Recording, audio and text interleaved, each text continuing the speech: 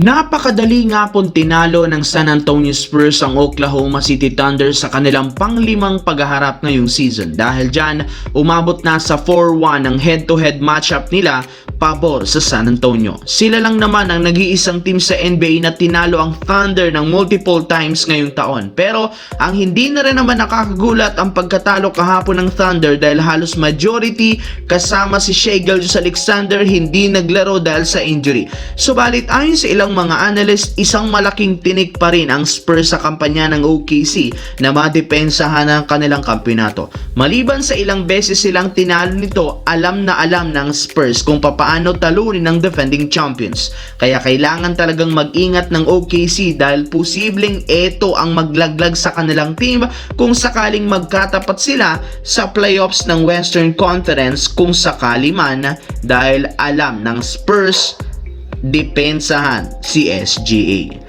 Samantala, simula nga po nang aminin ng Los Angeles Lakers na wala silang kakayahang kunin si Giannis Antetokounmpo mula sa Milwaukee Bucks, sinikap ni Rob Pelinka maghanap ng bagong player na mas madali nilang makukuha sa trade market. Nakipag-usap na rin naman sila sa ibang teams, ngunit sadyang pahirapan para sa kanilang makapag-pull off ng trade at makakuha ng bagong player. Buti na lang may ilang teams ang nakipag-trade sa kanila katulad ng Atlanta Hawks kung saan nakuha dito ng Lakers ang 3-point shooter na si Luke Kennard gamit si Gabe Vincent at ang kanilang 2032 second round pick.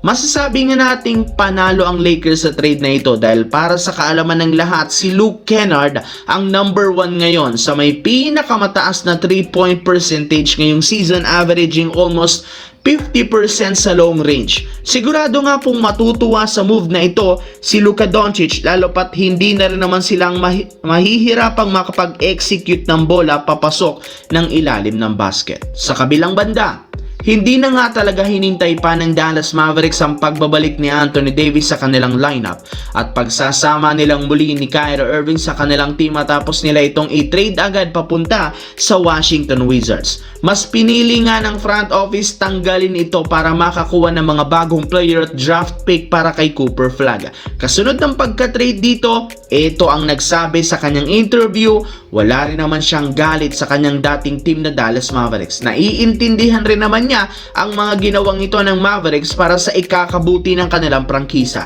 Medyo nanghihinayang lamang siya at hindi nag-work out ang binuong lineup at hindi nila na ipakita ang tunay na potensyal. Sinabi rin naman ito na papatunayan niya ang kanyang sarili na isa pa rin siya sa pinakamagaling na big man ngayong season dahil sisikapin niyang maiangat muli ang Washington Wizards at mapatunayang mali ang pag-trade sa kanya ng Dallas Mavericks.